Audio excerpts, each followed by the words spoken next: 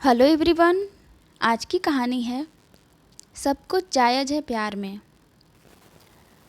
रवि और अनीता की पहली मुलाकात कॉलेज के दिनों में हुई थी। अनीता की आंखों ने पहली नज़र में ही रवि को अपने प्यार के मोह जाल में फंसा लिया था और रवि भी बिना कुछ सोचे समझे उसकी तरफ खींचता जा रहा था। धीरे धीरे यह प्यार परवान चढ़ने लगा।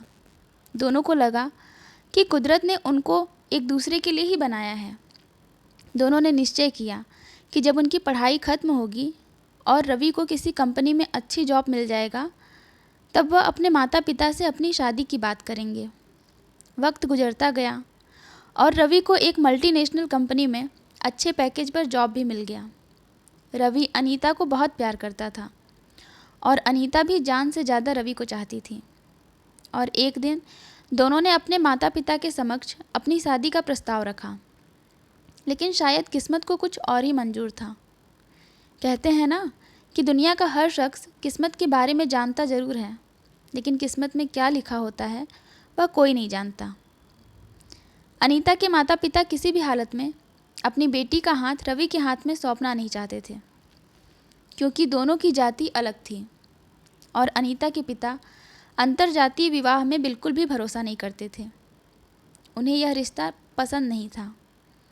जब बात बिगड़ने लगी तो रवि अलग होने के लिए तैयार हो गया। वह अनीता की नज़रों से बहुत दूर हो गया। इस घटना को 6 साल बीत गए और एक दिन फिर रवि और अनीता एक दूसरे के सामने आकर खड़े हो गए, लेकिन अब हालात पूरी तरह बदल चुके थे। शिवा नाम के एक शख्स के साथ अनीता की सगाई हो चुकी थी।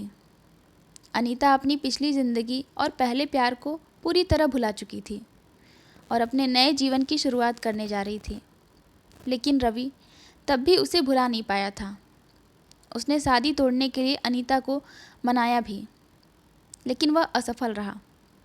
किसी ने सच ही कहा है कि प्यार को पाने के लिए आदमी किसी भी हद तक जा सकता है।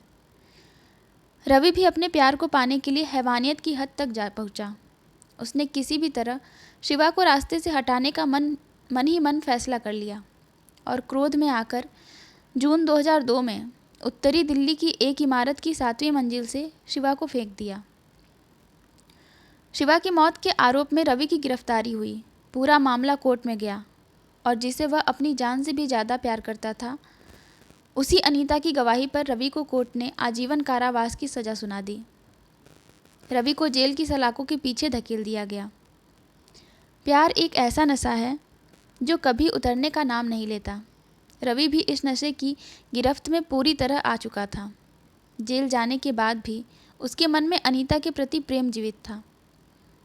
जब वह जमानत पर छूटकर बाहर आया तो वही प्यार फिर से परवान चढ़ने लगा। इस बार किस्मत ने रवि का पूरा साथ दिया और अनीता ने उसके प्यार को स्वीकार करके उसके साथ शादी कर ली।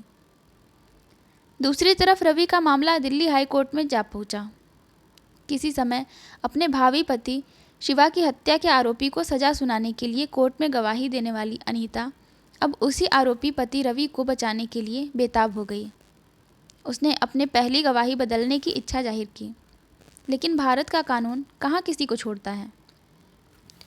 कोर्ट ने अनीता की याचिका खारिज करते हुए रवि की सज़ा को बरकरार रखा। आज भी अनीता रवि को कानून की गिरफ्त से बचाने के लिए पूरी तरह जद्दोजहद कर रही है। किसी ने गलत नहीं कहा है कि प्यार और युद्ध में सब कुछ जायज़ है।